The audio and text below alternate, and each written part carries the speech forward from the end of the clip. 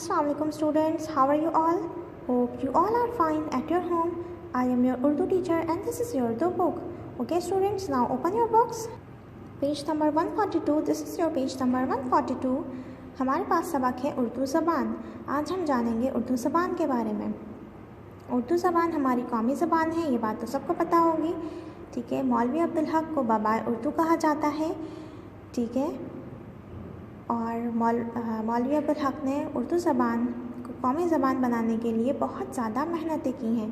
ठीक है, ये दुनिया की मारूफ और जदीद ज़बानों में से एक है। उर्दू ने तकरीबन 400 साल में तरक्की की जितनी मंजिलें तय की हैं, दूसरी ज़बानों ने वो मंजिलें 1000 साल में तय की होंगी।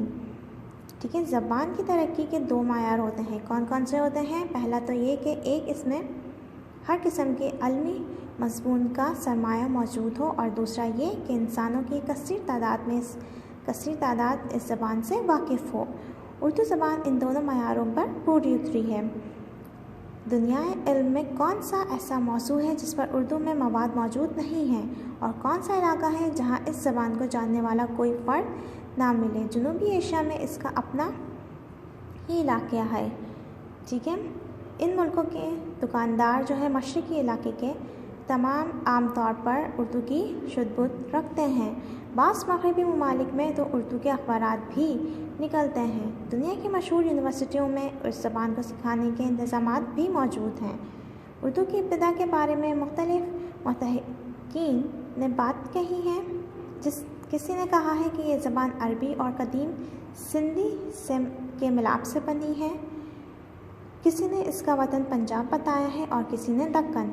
लेकिन जिस नज़रिए से ये ज़बान से ज़्यादा मुत्तफ़िक़ लोग हैं वो ये कि इसकी इब्तिदा जो हुई है वो दिल्ली में हुई है और इसके आसपास के इलाके से हुई है। जब मुसलमान हुक्मरान तुर्की, फ़ारसी और अरबी बोलते हुए जनूबी एशिया में आकर आबाद हुए तो इनकी ज़बानों का असर हिंदी पर पड़ा, और हिंदी, फ़ारसी, अरबी और तुर्की ज़बानों के मेल जोल से एक नई ज़बान बनी।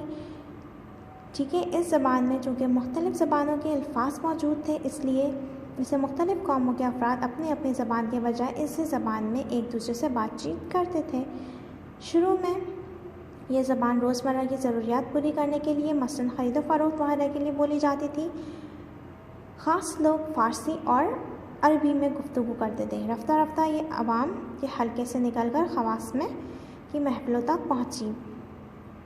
ठीक है, यानी कि पहले उर्दू ज़बान को कोई नहीं जानता था। यानी कि जब मुसलमान हुक्मरान तुर्की, फ़ारसी और अरबी बोलते थे, ठीक है, तो जब वो जनूबी एशिया में आकर आबाद हुए तो वहाँ की ज़बान यानी कि जो हिंदी थी उस पर बहुत गहरा असर पड़ा। ठीक है, तो फिर हिंदी, फ़ारसी और अरबी और तुर्की ज़बान से मिलकर एक और नई ज़बान बनी। ठीक है, जो कि उर्दू कहलाई, और फिर ये ज़बान जो है वो आम लोगों में मतलब रोज़मर्रा की ज़रूरियात पूरी करने के लिए इस्तेमाल की जाने लगी। ठीक है, दक्कन की रियासतों में शुमाली हिंद के बरअक्स फ़ारसी का रिवाज कम था, इसलिए वहाँ उर्दू में शायरी भी होने लगी और नसर की भी चंद किताबें तसनीफ़ हुईं। शुमाली हिंद यानी कि दिल्ली वगैरह में उर्दू लिखने का काम बाद में शुरू हुआ। मुसलमानों के दौरान हुकूमत में सरकारी ज़बान फ़ारसी थी। अंग्रेज़ों की हुकूमत कायम हुई तो इन्होंने फ़ारसी की जगह उर्दू को सरकारी दफ्तर की ज़बान बनाया। ठीक है, जब जनूबी एशिया की तकसीम अमल में आई तो पंजाब, मशरक़ी बंगाल, सिंध, बलूचिस्तान और सरहद के सूबे पाकिस्तान में शामिल हुए। इन इलाक़ों में हर एक की अपनी एक बोली या ज़बान थी, लेकिन मुल्की वहदत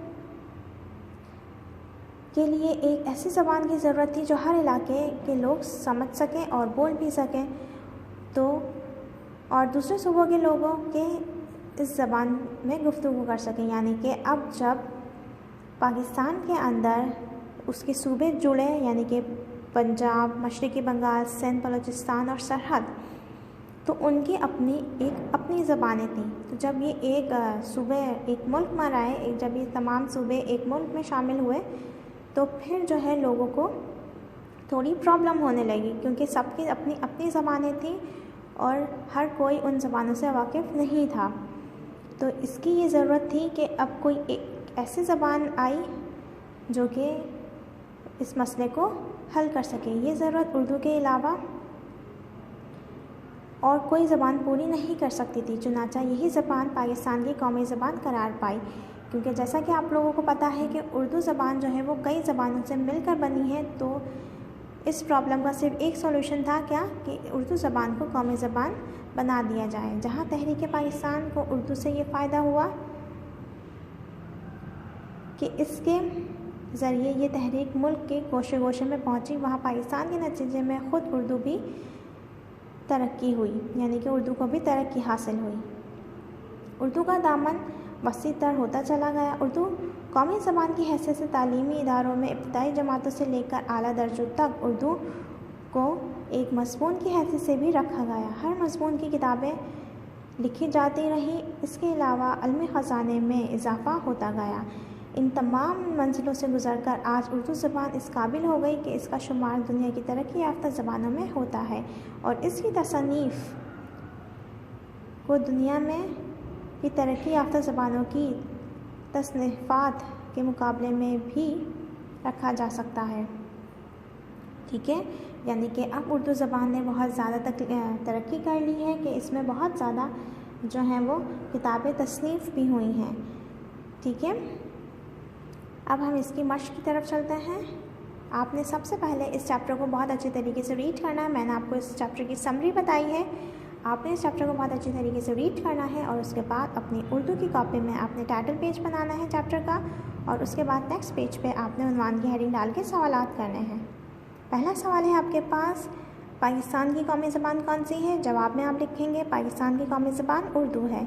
दूसरा सवाल है आपके पास, ज़बान की तरक्की के कितने मायार होते हैं?